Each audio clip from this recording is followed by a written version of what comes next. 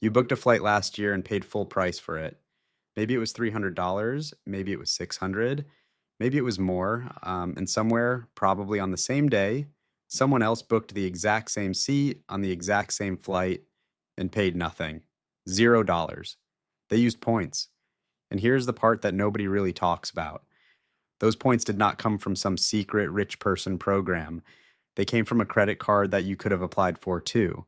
This is the part of the credit card industry that banks actually want you to understand because the more you use the card, the more they earn. But what most people never figure out is how to flip that system in their favor, how to take what the bank's designed to profit from you and turn it into something that genuinely pays for your vacations, your flights, your hotels, and sometimes even your upgrades.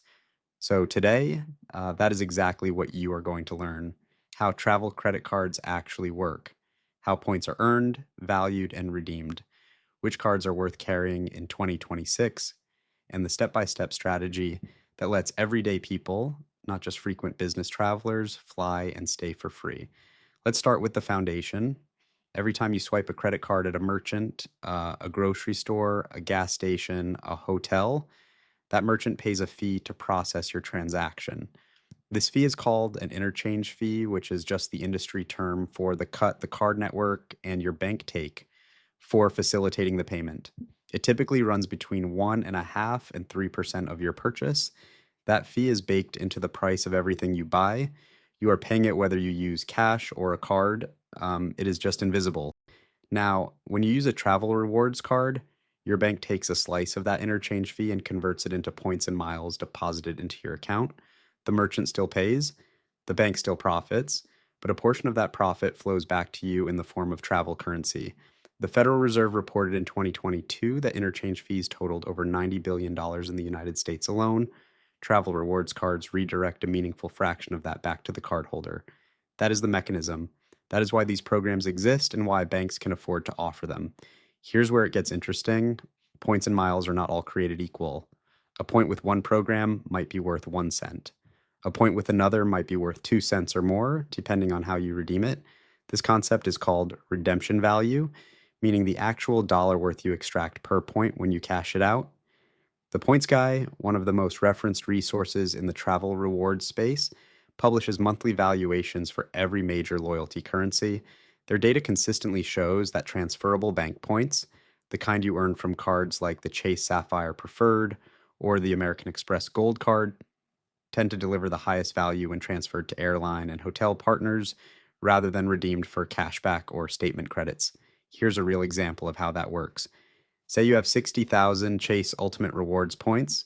If you redeem them for cash back, you get $600. Not bad.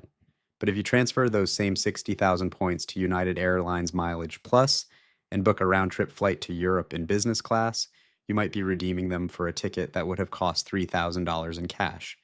That is a 5-to-1 difference in value from the same 60,000 points, just based on how you use them. This is the insight that separates people who use travel cards from people who travel free. So, which cards should you actually carry? Let us walk through the 5 that deliver the most value for the most people in 2026. The first is the Chase Sapphire Preferred. This is the card that most experts recommend as a starting point, and for good reason. It earns 3 points per dollar on dining and online grocery purchases, 2 points per dollar on travel, and 1 point on everything else. The sign on bonus, meaning the bonus points you earn after hitting a spending requirement in the first few months, has historically been around 60,000 points after spending $4,000 in the first 3 months. At standard valuations, that bonus alone is worth roughly $1,200 in travel. The annual fee is $95. The math is obvious. What makes this card especially powerful is the Chase Ultimate Rewards ecosystem. The points you earn here transfer at a 1-to-1 ratio to more than a dozen airline and hotel partners, including United, Southwest, British Airways, Hyatt, and Marriott. That flexibility is what gives the points their high ceiling value. You're not locked into one airline. You can shop for the best deal across multiple programs. The second card worth knowing is the American Express Gold Card. This one leans heavily into everyday spending categories: 4 points per dollar at restaurants and 4 points per dollar at US supermarkets, up to $25,000 in grocery spending per year. For anyone who spends heavily on food, which is most people, The earning rate here is exceptional. The annual fee is $250, which sounds high until you factor in the $220 in annual dining credits and $10 per month in Uber Cash that effectively offset most of it. Amex membership rewards points. The currency you earn here transfer to over 20 airline partners, including Delta, Air France, British Airways, and Singapore Airlines. Singapore Airlines, in particular, is known in the travel rewards community for having some of the best first and business class redemption rates in the world. The third card is the Capital One Venture X. This one simplified the travel card game considerably when it launched. It earns 2 miles per dollar on every purchase. Yeah, no category management required. The annual fee is $395, which is offset almost entirely by a $300 annual travel credit through Capital One Travel and 10,000 bonus miles on your card anniversary each year. Capital One miles now transfer to over 15 partners, including Air Canada, Turkish Airlines, and Wyndham Hotels. Turkish Airlines, notably, is a favorite among points experts for Booking Star Alliance partners like United and Lufthansa at low mile costs. The fourth card is the Chase Sapphire Reserve. This is the premium version of the Sapphire Preferred. It earns 3 points on travel and dining, comes with a $550 annual fee that is offset by a $300 travel credit, priority pass airport lounge access, and a higher redemption rate when booking directly through Chase Travel. If you travel frequently and value lounge access, the reserve often outperforms the preferred in total value despite the higher fee. The fifth card, and the most underrated on this list, is the City Strata Premier, earning 3 points per dollar on hotels, air travel, restaurants, supermarkets, and gas stations. This card quietly covers almost every major spending category at a high rate. The annual fee is $95. In-city thank you points transfer to over a dozen airline partners, including Turkish Airlines, Air France, and Avianca, with consistently strong redemption values for international premium cabin travel. Now, knowing which cards to carry is one thing. Knowing how to actually use them to travel free is another. Here's the step-by-step process. Step 1. Pick one ecosystem to start with. Do not try to collect points in 5 different programs at once. Choose either Chase, Amex, or Capital One based on your spending patterns and build your points there first. Chase is best for people who want flexibility and easy hotel transfers to Hyatt. Amex is best for high food spenders who want access to international airline partners. Capital One is best for people who want simplicity and still solid transfer options. Step 2. Hit the welcome bonus before anything else. The sign-on bonus is the fastest way to accumulate a large point balance quickly. When you apply for a new card, make sure you understand the minimum spend requirement. That is the amount you need to put on the card in the first 3 months to unlock the bonus. And plan your natural spending around it. Do not spend money you would not have spent anyway just to hit a bonus. Use the card for groceries, gas, utilities, subscriptions, and dining you were already paying for. Step 3. Use the right card in the right category.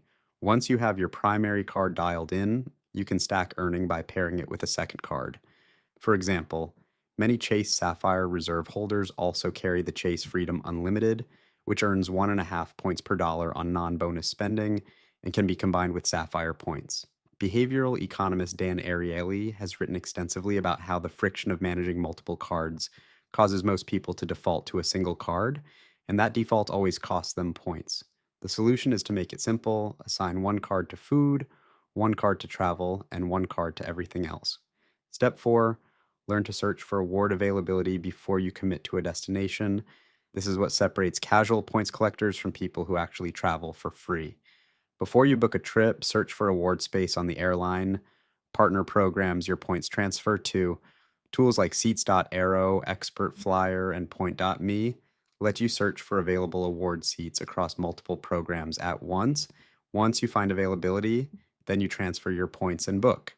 Never transfer speculatively. Always confirm the seat exists first.